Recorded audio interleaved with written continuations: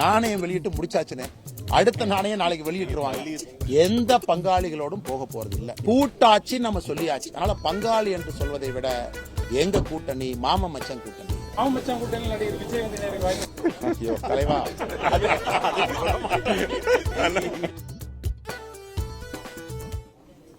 ராகுல் காந்தி அவர்களை ஏன் அழைக்கவில்லை? இது கேட்க வேண்டிய கேள்வி முதலமைச்சர் கேட்கணும். முதலமைச்சர் அவங்ககிட்ட கேட்கணும். இன்னைக்கு அண்ணன் செல்வ பிறந்தகை அவரு இந்த கவுண்டமணி சொல்லுவார், ஒரு புது விளக்கம் கொடுப்பாரு பாரு, நாமளே டமார்னு யோசிப்போம் அப்படிங்கிற மாதிரி அவர் ஒரு விளக்கம் கொடுக்கிறார். அதாவது அவங்க வந்ததெல்லாம் ஏத்துக்கிறோம், ஆனா இருந்தாலும் அப்படிங்கிறார். அண்ணா ராஜ்நாத் சிங்ஜி அவர்கள் வந்தது மத்திய அமைச்சராக, பாரதிய ஜனதா கட்சியினுடைய தொண்டனாக தலைவராக வரல. பாதுகாப்புத்துறை அமைச்சர், கேபினெட்ல நம்பர் 2 சீனியாரிட்டி. பிரதமர் மோடி அவர்களுக்கு பிறகு மந்திரி சபையில நம்பர் 2 ராஜ்நாத் சிங்ஜி, அதான் order of precedence. Number 2 cabinet minister இன்னைக்கு தமிழகத்திற்கு வந்து மத்திய அரசின் சார்பாக பங்கேற்றிருக்கிறாங்க. அவங்க கவர்மெண்ட்டை கூப்பிடணும்னு முடிவு எடுத்திருக்கிறாங்க. நாளைக்கு ராகுல் காந்தி ஐயாவை இன்னொரு நிகழ்வுக்கு கூப்பிடுறாங்களோ அவங்க இஷ்டம். முதலமைச்சர் அவர்கள் மத்திய அரசை கூப்பிட்டு இருக்கிறாங்க, வந்துட்டு போயிருக்கிறாங்க. ஆனா இங்க மாட்டிக்கிட்ட ஒரே ஆள் நான் தான். ஏன்னா நான் அரசு இல்ல, நான் ஒரு சாதாரண மனிதன், கட்சியினுடைய தலைவர். இப்ப எனக்கு பாத்தீங்கன்னா என்ன சொல்லுவாங்கன்னா, இந்த பக்கம் ஒரு இடி அந்த பக்கம் ஒரு இடின்னு மச்சலத்துல கொட்டுற மாதிரி எங்களுடைய மத்திய அமைச்சர் வந்தாலும் அரசியல் கட்சி தலைவராக நாகரிகத்தையும் கடமையும் செய்ய வேண்டியது என்னுடைய தலையாய பொறுப்பு. அதை செஞ்சிருக்கிறேன். அதனால இதையே திரும்ப திரும்ப அவங்க அப்படி நோண்டி எடுத்தாங்கன்னா வெரி சாரி அண்ணா. நீங்க பாருங்க, நாணயம் வெளியிட்டு முடிச்சாச்சுன்னு அடுத்த நாணயம் நாளைக்கு வெளியிட்டுருவாங்க. இன்னைக்கு இதே தான் போயிட்டு இருக்கு. ஏங்கண்ணா சொல்லுங்கண்ணா. அண்ணா இன்னைக்கு மக்கள் எல்லோரும் எங்களை விரும்புறாங்க. பாரதிய ஜனதா கட்சி வரணும்னு நினைக்கிறாங்க.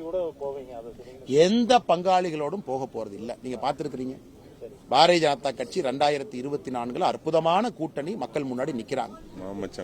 கூட்டாட்சி நம்ம சொல்லியாச்சு. அதனால பங்காளி என்று சொல்வதை விட எங்க கூட்டணி மாமன் மச்சான் கூட்டணி. இது பங்காளிகள் வேண்டாம், நாங்க மாமன் மச்சான் கூட்டணி. எல்லோரும் இணைந்து அக்கா தங்கைகள் மாமன் மச்சானாக இருந்து தமிழகத்தை வளப்படுத்துவதற்கு தேசிய ஜனநாயக கூட்டணி இருக்கு. இது மாமா மச்சான் கூட்டணி. பொங்கு பாசியில சொல்லணும் அப்படின்னா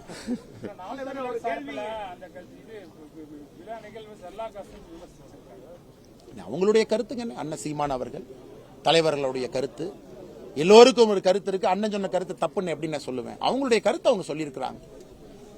இப்ப பாரதிய ஜனதா கட்சி வந்துங்கன்னா நாங்க எதுவுமே எடுத்துரிஞ்சு பேச முடியாது. ஏன்னா 18 மாநிலத்தில் ஆட்சியில் இருக்கோம் கூட்டணியோடு, நாங்க தனியா மத்திய அரசியல் ஆட்சியில் இருக்கோம். பக்குவப்பட்ட ஒரு கட்சி, பெருந்தன்மையாக நடந்து கொள்ள வேண்டிய கட்டாயம் இருக்கக்கூடிய ஒரு கட்சி. இன்னைக்கு அண்ணன் சொன்னார், அண்ணன் என்னென்ன தப்பு நீங்க கேன்சல் பண்ணிட்டு போயிட்டீங்க, நேத்தா அண்ணாமலை என்ன சொன்னாங்க, விளக்கமெல்லாம் கொடுத்தீங்க, நீங்க கேன்சல் பண்ணிட்டீங்க. எல்லா குரலையும் ஒன்றாக இணைக்க வேண்டிய கட்டாயம் இருக்கு. 10 கட்சிகள் 10 கோரிக்கை வைக்கிறாங்க. உதாரணத்துக்கு வக்ஃப் போர்டு பில் இன்னைக்கு ஜாயிண்ட் பார்லிமெண்டரி கமிட்டிக்கு போயிருக்கு, ஜேபிசி. 31 மெம்பர்ஸ் அதுல இருக்காங்க. எல்லாரும் அவங்க கருத்தை சொல்றாங்க. ஒரு ஜனநாயகத்தில் எதையுமே எடுத்தவங்க ஒத்துன்னு பேச முடியாதுங்கன்னா எல்லா குரலையும் அரவணைச்சு தான் செல்ல முடியும். அதைத்தான் இன்று பாரதிய ஜனதா கட்சி செல்லுது. ஆனா நம்மள என்ன சொல்லுவாங்கன்னா, நாங்க எல்லோருடைய குரலையும் நசுக்கிறோம் அப்படிம்பாங்க. இதுதான் இதுல ஒரு விசித்திரமான ஒரு விஷயம். சொல்லுங்க வேற எங்கண்ணா. ஐயோ தலைவா,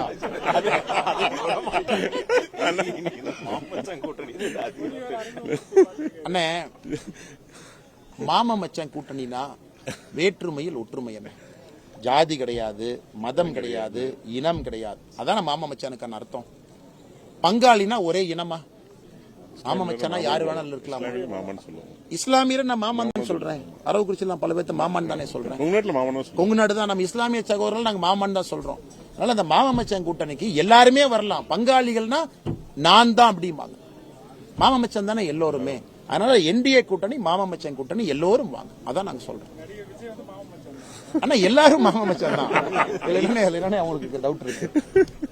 சொல்லுங்க. இந்த மண்ணிலிருந்து இந்த வார்த்தையை பயன்படுத்துறோம். நல்ல ஒரு வார்த்தையாக 2026 தமிழக அரசியல் களத்தை இந்த மாமன் மச்சான் என்கின்ற வார்த்தை மாற்றும் என்கின்ற நம்பிக்கை எங்களுக்கு இருக்கு.